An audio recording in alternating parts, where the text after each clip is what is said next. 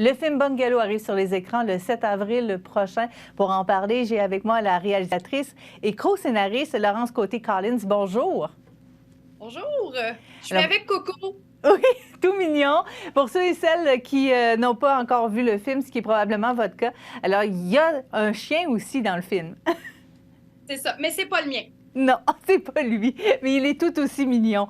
Madame Côté-Collins, j'aimerais que vous nous parliez de vous parce que vous n'êtes pas une nouvelle là, dans la réalisation. Non, non, non, moi, ça fait très longtemps que je réalise. J'ai 40 ans, puis j'ai commencé à faire des courts-métrages, j'avais 20 ans. Donc, j'ai fait énormément de courts-métrages. Et Bungalow, c'est mon deuxième long-métrage. J'ai sorti Écarté en 2016 également. Donc, Oui, j'ai Écarté qui un long avait eu parcours. une belle réponse du public. Prix du public bronze au meilleur film canadien pour la 20e édition de Fantasia. 2 nominations au Gala Québec Cinéma Iris aussi. Oui, C'est une belle réception, ça. oui, oui, oui.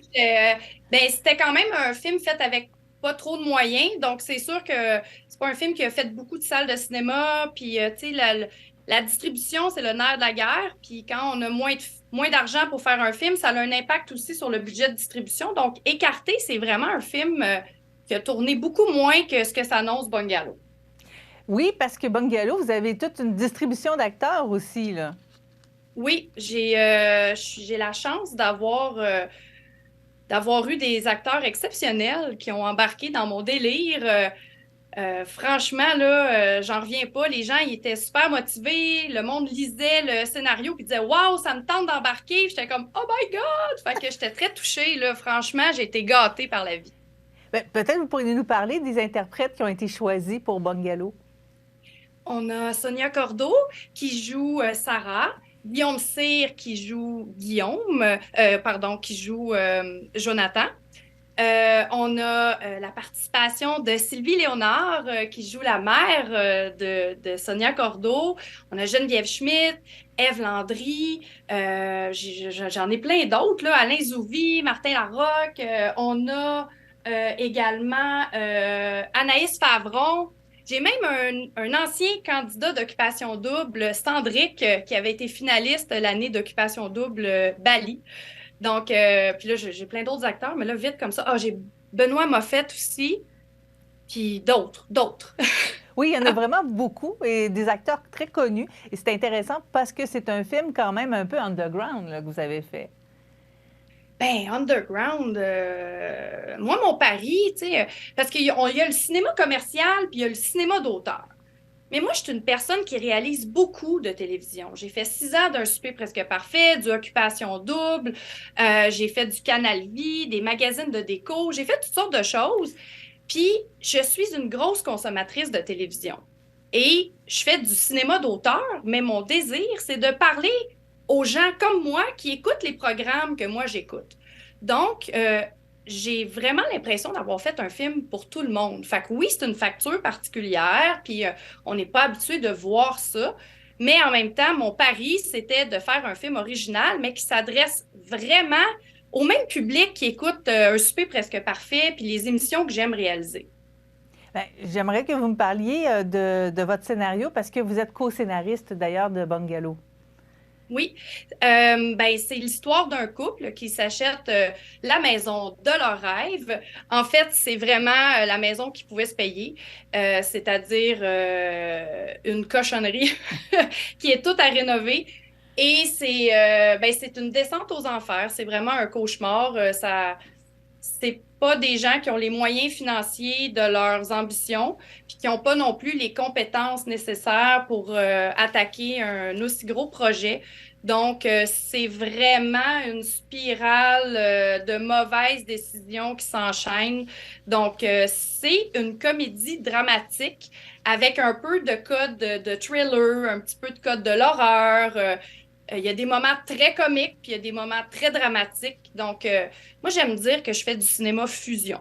Donc, Bungalow, c'est vraiment la conquête du rêve américain, là, la conquête de la banlieue, de la maison à tout prix, puis d'essayer d'avoir l'espèce de vie parfaite que Walt Disney nous a mis dans la tête, là.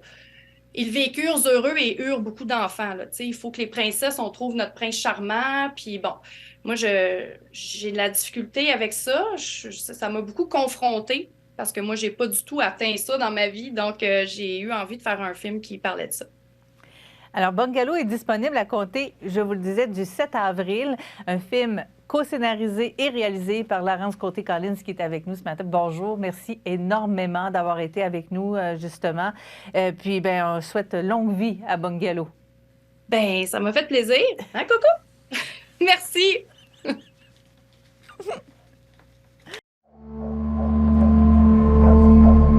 Salut, je m'appelle Sarah Ménard. Mon chum Jonathan et moi, on vient de s'acheter la maison de nos rêves. Il me semble que c'était moins crotté que ça quand on a visité. C'est à cause de la lumière. Il y avait des meubles. Non, j'ai vraiment hâte qu'on commence les rénaux. Un petit coup à donner, là, puis après ça, living the dream, esti. C'est mon ami Val. Eux autres, il fallait que je change la tuyauterie en plomb, parce que ça, c'est super poison. Dans la dernière nouvelle, elle se prostituait à Kingston. Fait que, watch out tes petites rénaux, là. Hey, ça marcherait, ce modèle-là? Ben oui, il vaut plus cher que mon char. Chris, c'est bien facile quand t'as de l'argent, hein? Tout est beau. Mais justement, Steve, il coûte rien. Puis tant qu'à ouvrir les murs, c'est bien changer la tuyauterie, c'est tout en plomb, ça, là. Je sais pas c'est qui l'imbécile qui vous a installé ça, mais la trappe d'aération n'est pas connectée avec l'extérieur. Mais le plâtre, tu pourrais le faire toi-même, vous sauveriez là-dessus. Toi, c'est faire du plomb. T'es moyennement compétent, bien ordinaire. Tu sais, Joe, c'est pas le crayon le plus aiguisé de la boîte, mais c'est quand même un bon goût, là. Vous dormez encore dans le salon?